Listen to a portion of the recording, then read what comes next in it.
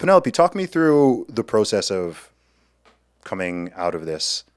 So getting up to, you said 320 pounds. Yeah. And then you had a realization a few years ago and you were like, all right, I want to take action. Yeah, well, the pattern before that was like eating a bunch of junk food and then vomiting and then maybe not eating for 2 weeks and Wow. then going back to binge eating every day, ordering out food, hiding it from my mom, which I got really tired of doing that because I'd have to hide it in my closet and then she'd find it. And then we talk about all the money that I stole and I have to start paying that money back, which means I had to get a job.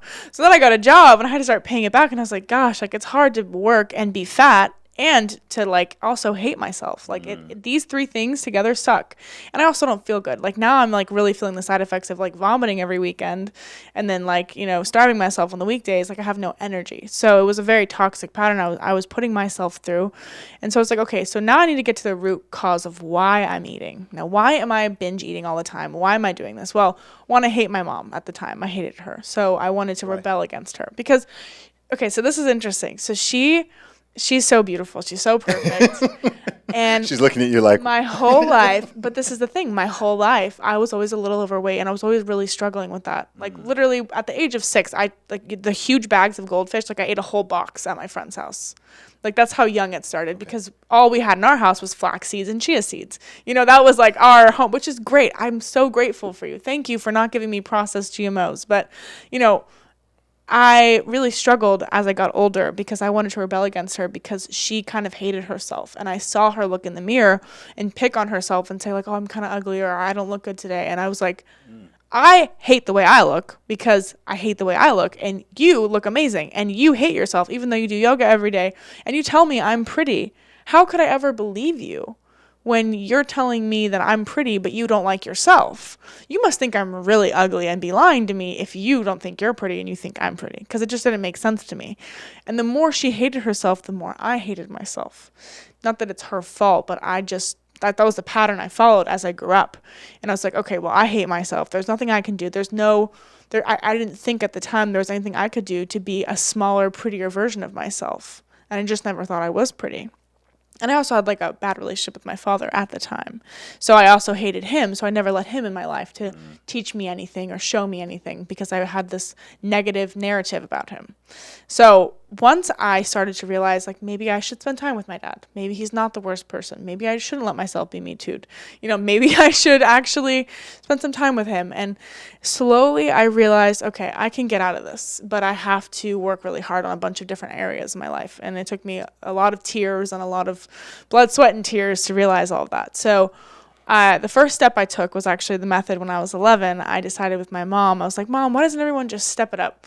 And she's like, what do you mean? And I'm like, well, they just go from a double cheeseburger one week to a single cheeseburger the next, to a turkey burger the next, and then turkey burger on lettuce bun, and then a salad.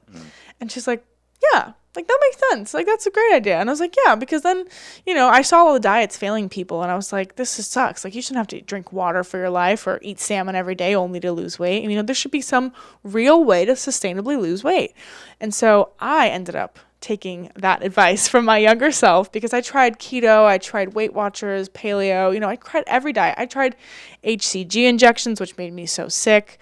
HCG, what's that? It's like a hormone that they use for pregnant women, actually, that they use for women to suppress their appetite. So I was eating 800 calories every day, injecting myself, and I lost a lot of weight.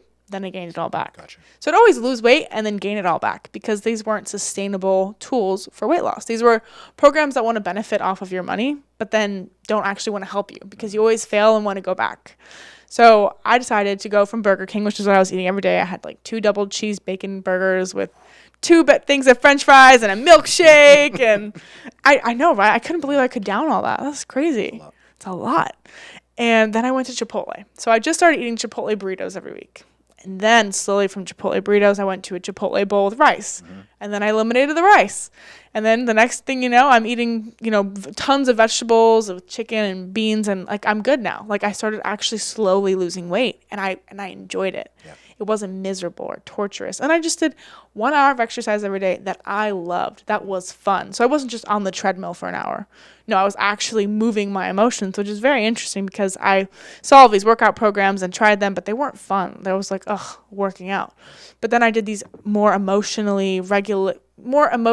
regulation workouts, which actually helped me move my emotions. What does that mean? It means that when you're doing a jumping jack, you kind of like, let's say you're doing like this, you like kind of release anything you may have. So like if I'm angry, I'll release it with like my hands, like kind of like emotion. Like when you go like this, you're pushing someone away. That's kind of what it was. Like it's just kind of like a dance exercise, cardio. Well, and you mentioned earlier that, you know, it's in principle, it's really easy to lose weight. But it isn't because we have such a huge problem. 1 in 3 children are now obese. It's 1 in 3 now. It's 1 in 3.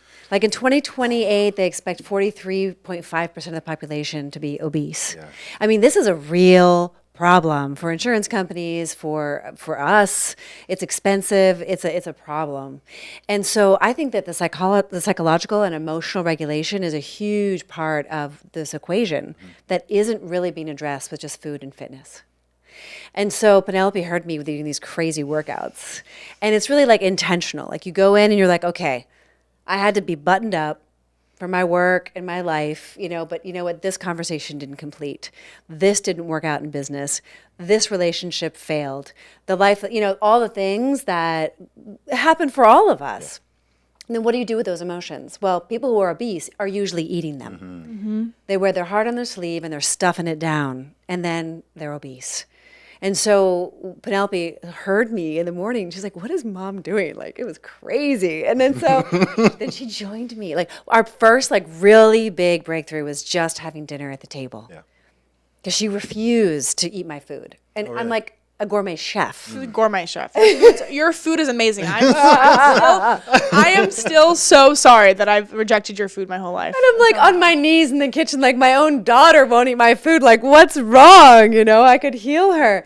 But regardless, this movement thing, it was a really, really big part of the puzzle. And there were times where she gave up and she walked out, times she was sobbing and had like a really big breakthrough.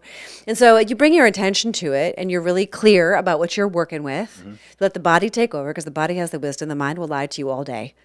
And then you really work it through. And I think women especially need a practice like this. Yeah, you're going to get tight, you know, a tight ass. You're going to get a 6-pack. Great. But more than that, you're going to like clear and move your emotions.